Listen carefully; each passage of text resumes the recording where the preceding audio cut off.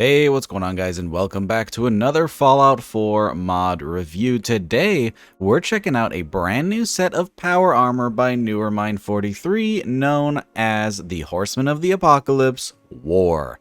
This is going to add a brand new set of power armor for you to obtain in Fallout 4 that has a very unique design. Typically, we see Newermind doing some very lore-friendly armor sets, but this one is a bit different. This has a very high fantasy style of armor based on War, the Horseman of the Apocalypse. Functionally, this is going to be a very high tier set of power armor with stats equivalent to the XL1 armor in the vanilla game. There is the exact amount of customization you would expect from a power armor like this, par some of the material customization, but we'll get into that a bit later. And there is even a tiny little quest added to the game that will allow you to obtain this set of armor. That quest is actually going to trigger sometime after level 50 and is going to have you fight a newly added boss hiding somewhere in the glowing sea. Definitely interesting to see some more late game content, as that's something typically we don't see, especially when it comes to items added via a quest or leveled list. Level 50 is definitely in the later side of the game, and most people don't even make it that far, so it is interesting to see some armor that is specifically designed for somebody who has a pretty heavy character with a good amount of hours sunk into it. I think if you're a power armor collector, this is definitely one that would be worth seeking out, as it is added via a cool little quest, and it's one that you're not going to be able to get for a while, so this could be the pinnacle of your collection.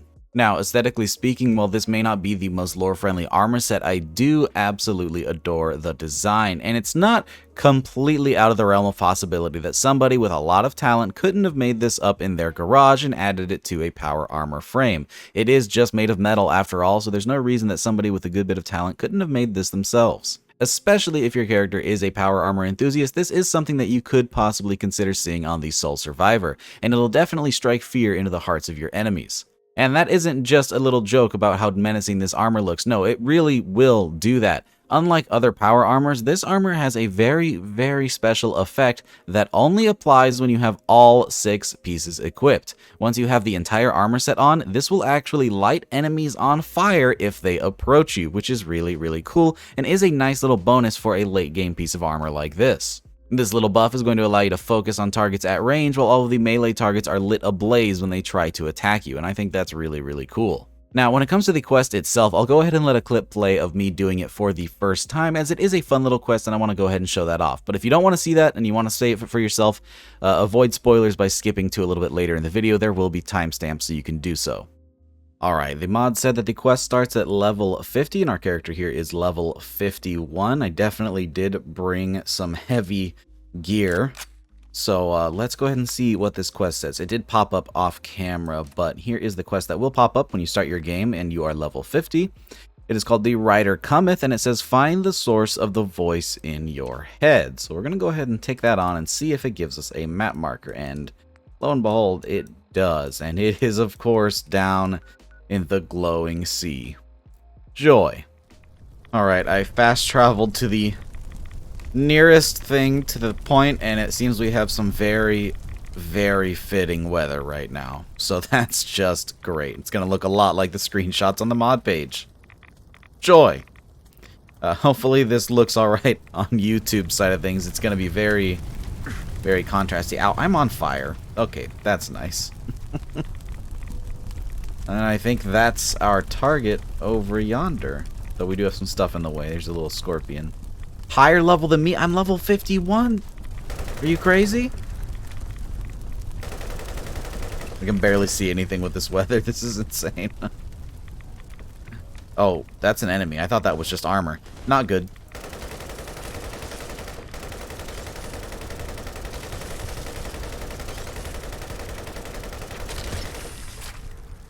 Really? That drum wasn't enough. Okay, let's go deal with the thing we're actually here for. There appears to be a suit of armor in the distance that is, alive. War, the first horseman. Oh, and he's got a lot of health. And a flamer. Oh, fun. Oh, fun.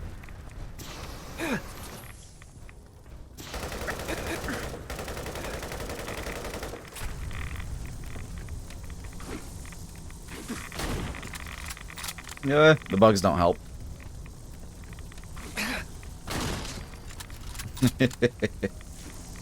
Hold on, I hate Stingwing so much. Almost as bad as Cazadors in New Vegas. Okay. Are there more of you? Oh, he's back. Wait, is he summoning them? I think I'm just getting unlucky.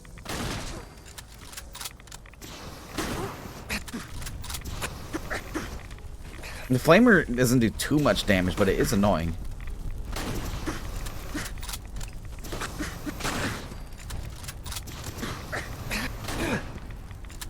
Okay, here. We'll just use a missile launcher. Okay. Is that it? Just gotta kill the guy, get the armor. He gave us a shish kebab. Neat. Flamer fuel, and then all of the power armor. Look at that. Oh, it looks like me. I think that's on purpose. They make it look like your character. That's funny. Oh, I like that. Now, when it comes to the modifications over at the Power Armor Station, most of this is going to be exactly what you would expect. There are different variants like Mark 1 up through Mark 6, which are going to give you more and more damage resistance.